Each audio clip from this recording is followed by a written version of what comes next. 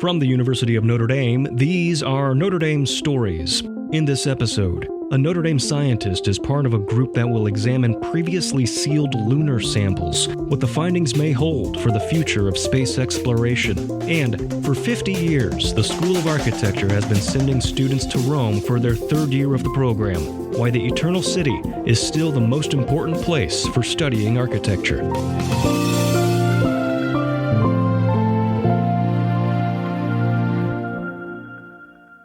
It gives us data point from which we can build. And because of the orbital data sets we've had since Apollo, we now know where to go on the surface to explore other regions. And it's a whole new set of samples. So I'm really excited about this. We've never seen them before. Yeah, they were collected in 72, but we've never seen them before. These are new samples. Clive is a professor of civil engineering and earth sciences. He specializes in the moon and lunar geology. The samples are important because they will give us potentially our only look at unadulterated solar wind volatiles in the regolith. And what does that mean? Well, you've got the moon, it's in a vacuum, so the sun continually bombards it. When the sun continually bombards it, there are particles, there are atoms, carbon, nitrogen, helium, hydrogen.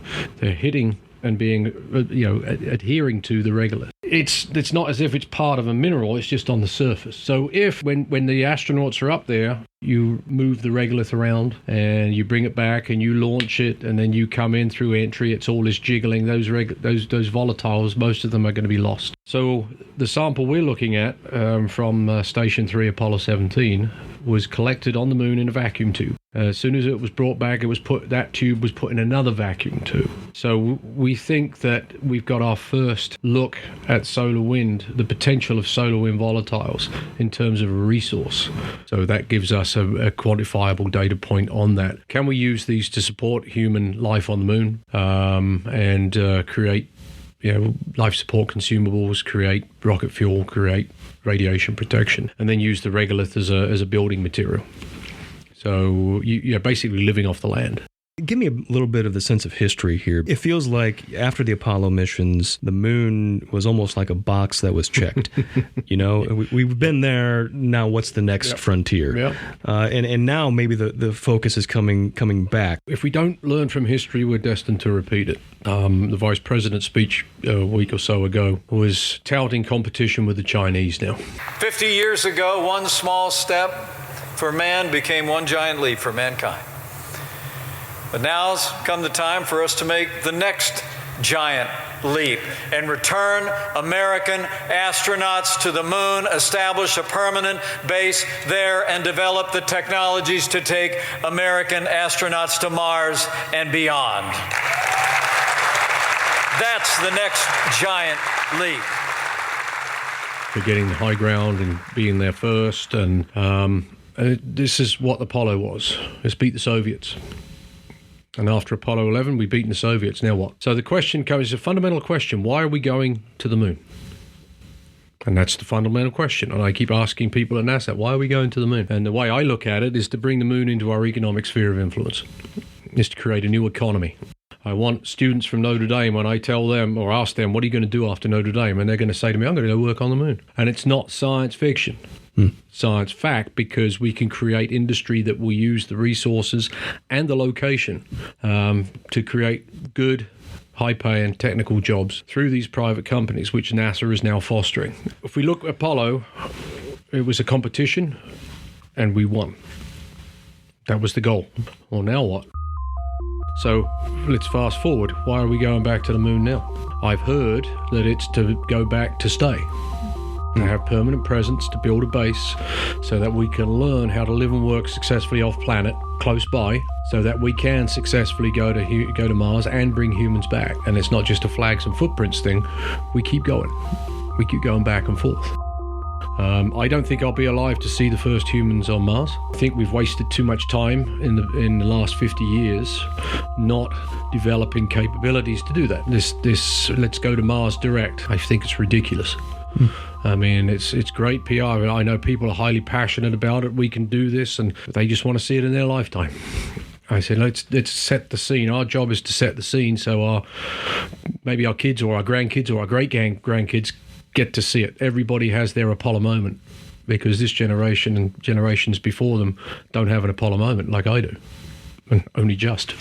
But I remember watching Buzz Aldrin and Neil Armstrong walk on the surface of the moon. I was 8 years old. And my dad got me up at 4 a.m. in England to watch it. So we have to have a long-term vision. And presidential terms are not long enough. It should be a bipartisan destination. Not the moon, but space. Because it gives back to the country. And that's what people miss. If it wasn't for Apollo, we wouldn't have cell phones. So I think we've got to have a long-term vision, and it has to be cooperation, not competition. Cooperation with China, with... Cooperation with international partners. I mean, it can be China, it can be Europeans, it can be Japan, it can be India, it can be Saudi Arabia. Why did we go to the moon? We went for all mankind when we went there for Apollo. Well, except the Chinese? I don't think so. It seems like the type of collaboration you're describing would have been unheard of in the Apollo era. Yeah. But now, where we have the International Space Station and maybe others, we're closer to it. I remember there was a Soviet-U.S. cooperation with Skylab and the Mir space station, and that led to the International Space Station. So maybe those sorts of things could be used to foster a new paradigm, on the moon. You talked about bringing the moon into our economic sphere of influence. Could you explain that to me a little bit more? What does that mean? What does that look like? What it looks like, it needs a commitment, at least from this nation, to say we're going to go there permanently. We're going to have humans up there all the time, and we're going to bring them back and forth. We're going to resupply, but then we're also going to develop the resources that are up there to enable that and go beyond, to create rocket fuel. So if you do that, then NASA can't do everything. NASA needs to be, once they've created this infrastructure with private help, they need to lease it. And then they need to use their money to go onto Mars, using the products that they've got from the moon to enable them to do that. That's what I mean by bringing the moon into our economic sphere of influence, because it's very important to create jobs. Return on investment. If we're going to have a space program, we've got to show the value back to regular folks. And that demands permanence on the moon in order to fully utilize it. So it's a combination of using it as a refueling depot to reach the ultimate destination, wherever that may be, but also figuring out what's there. Yeah. Because we don't know yet. Right. And that's kind of where this samples thing comes the samples thing comes in. The samples tell us a lot. The other thing is prospecting on the surface of the moon. Robotic prospectors, rovers that can actually go across a particular area we've noted from orbit and tell us, well, how deep is that? What's the depth of the deposit? Is it a layer? Is it mixed in with the regolith? What else is in there? Is there any harmful toxins that need to be refined? Then we do tech demos to see whether we can do that. So these samples represent, I wouldn't say the first step, but certainly a second step. We use the return samples to look at in situ resource utilization. We've proven that we can create water out of regolith as long as it's been exposed to the sun. We've proven that we can make concrete out of regolith. Did that with some Apollo 16, so we can use it as a building material. The regolith can be used as a building material, but it has to be permanence on the moon. Will fully develop that economy. If we're just doing sortie missions all over the place, it get cancelled at any time. Yeah. So, but again, that's the return on investment. So it allows it to be a long-term program through Congress. And that's where, and you alluded to this already, the 8-year maximum term for U.S. president. We're talking about things that are beyond 8 years at a time. Oh, yeah. We're talking multi-decades. So, it was E.D. Bernice Johnson, who's chair of the House Space Committee. I think it's the House. Can never get there. Still getting used to that. But she says, we're very skeptical because NASA doesn't have a plan. They've been given an edict, but they don't have a plan. And that's something that when I chaired the Lunar Exploration Analysis Group, we spent 4 years developing a roadmap for permanence on the moon. And it was very different from a typical political roadmap because there were no timelines. Just early, middle, late. Right. And that was what it was. So this needs to happen first, this needs second, third.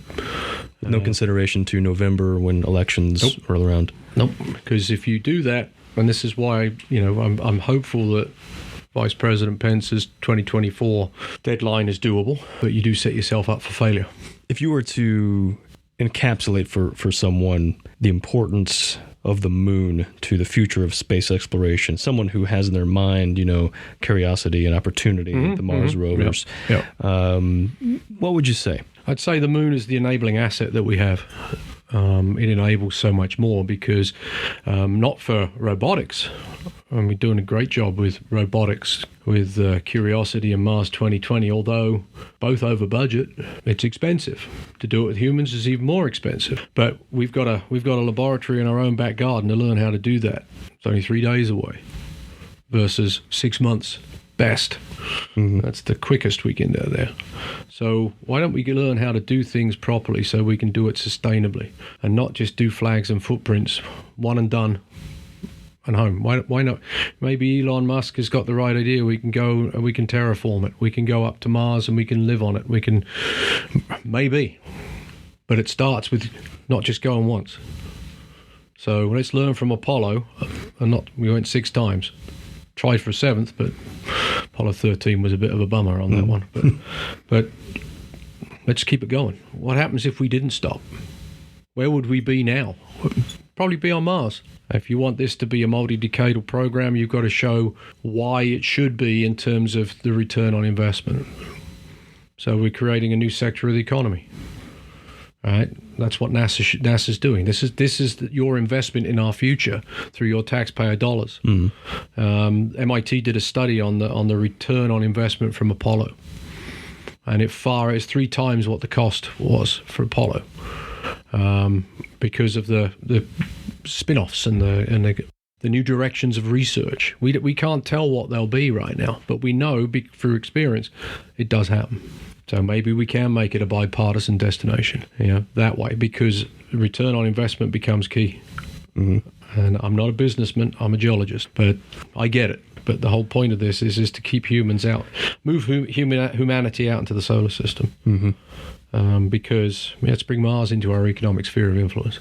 Not in my lifetime, but that's the goal. In what generation do you think then? So not in our lifetime, but what generation do you think this, let's just say that things move? And I think my grandkids will see it. Think so? Oh, yeah.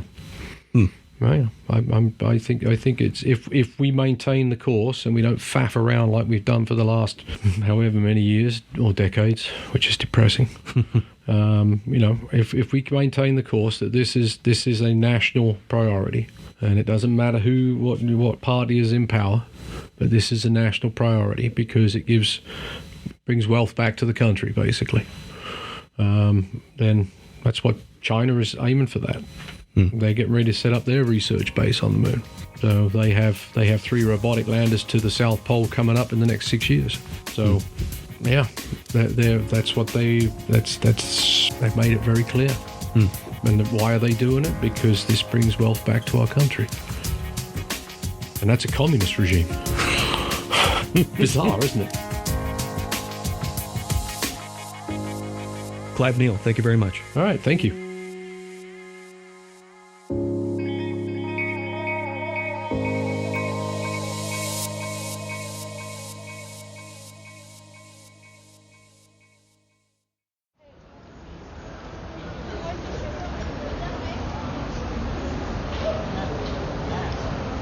On the most important of Rome's 7 hills, you find Campidoglio.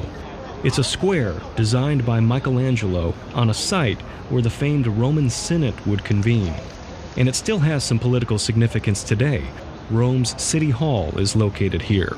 It's also where you'll find throngs of tourists en route between the Altar of the Fatherland Monument and the Roman Forum.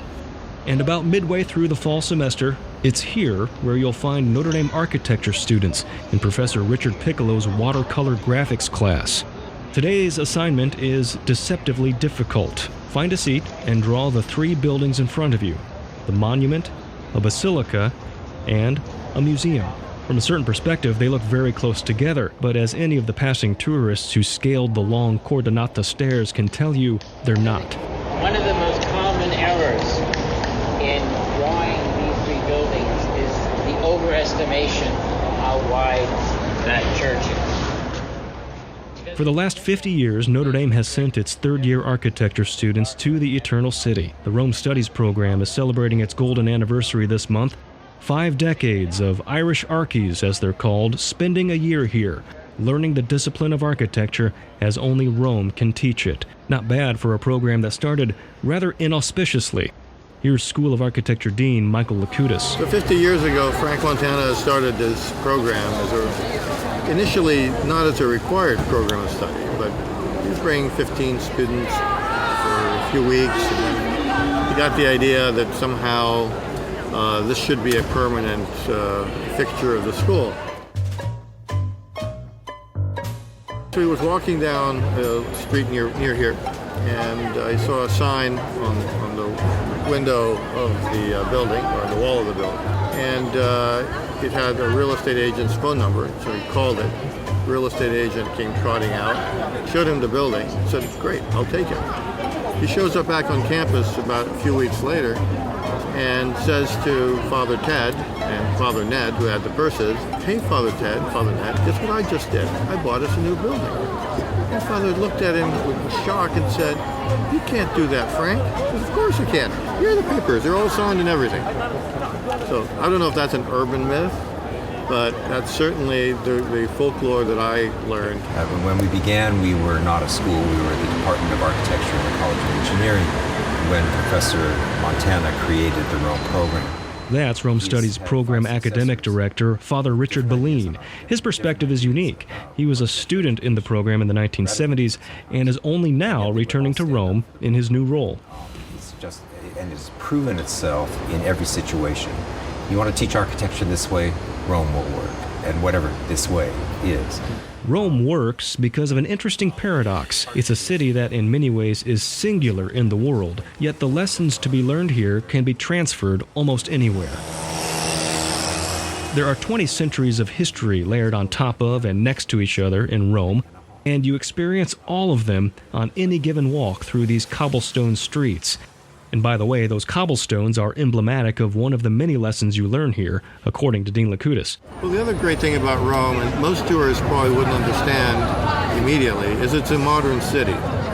They are wired to the hilt with technology. And that's not what makes it modern. What makes it modern is that they have figured out how to make a sustainable city early on. Rome never throws anything away. It's a city where the whole culture of conservation and investment can be seen. Our cities in America and largely in Europe, other cities, the suburbs, are all about disposable goods. It's all about consumption and waste. Rome is not.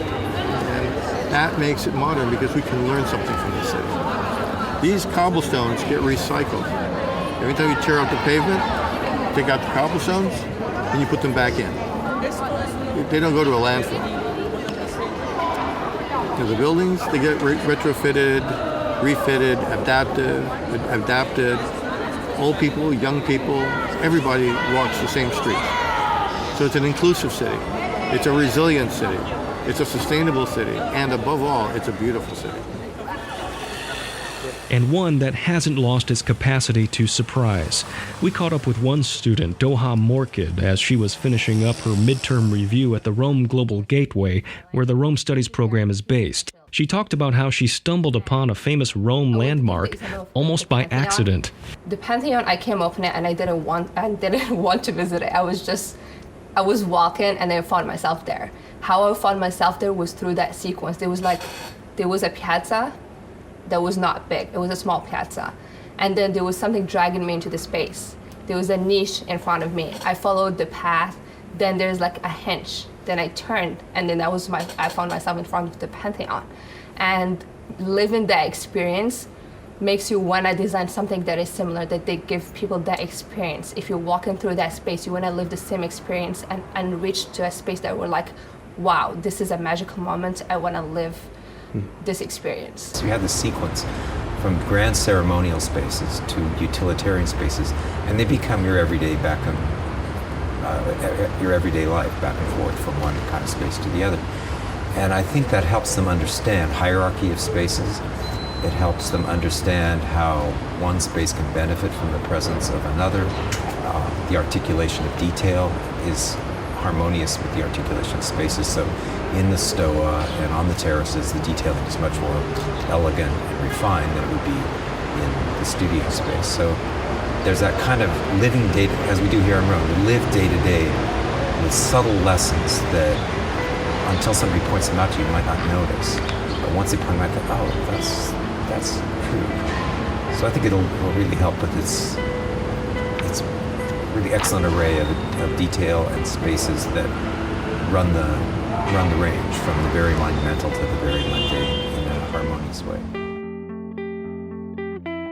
Or as Dean Lakutis might put it, students here learn about what makes a city, and along the way, maybe something about themselves. It's not just a pedagogical experience that is so valuable in Rome. I think the kids, when they come here, and we recognize this as educators, they grow up. I tease their parents when they first come as first-year students. I say, you will see your kids going off to Rome as boys and girls, and they come back as men and women. Because they're on their own. They have to fend for themselves. They're together. They learn more about each other than they want. But that's part of maturing. That's part of growing up.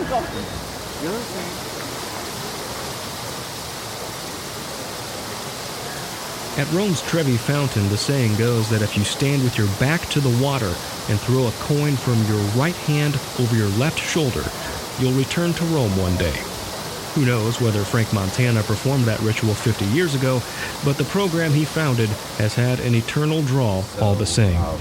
Refer to Rome as eternal city, maybe you could say, well, it also has eternal impact or eternal, like a carrying forward of lessons learned here that will improve American cities. Not that we're going to try to transplant Rome to the U.S. or to Guatemala, to wherever else our graduates are working, but that the pattern of thinking, the way of understanding buildings and their urban spaces is very, very valuable to not only our students for their personal enrichment, but to their profession as a means of cultural enrichment.